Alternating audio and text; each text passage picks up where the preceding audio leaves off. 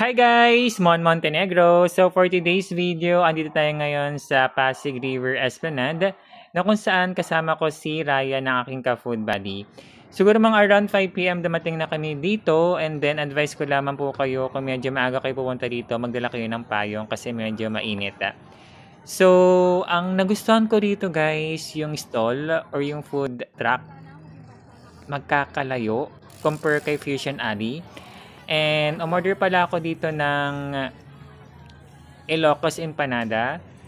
For me, ang Ilocos Empanada marirate natin ng 9 out of 10. In order ko rito is special Ilocos Empanada. Marami siyang flavor guys. Marami kayong mapagpipilian. And then, libot-libot ka lang din kayo guys. Marami talagang food. And siguro mga 200 to 300 will do na yung pwede nyong dalhin. And then, bumili ako ng refreshing juice dito, guys. For me, 9 out of 10. So, 100 pesos yung ganitong refreshing drink. And sana makapunta kayo dito sa lugar na to. Siguro hindi ko lang nagustuhan dito, guys, yung amoy ng river. Medyo hindi maganda. Siguro sana makapunta kayo dito guys and sana maging kayo dito ang aking vlog. Bye bye!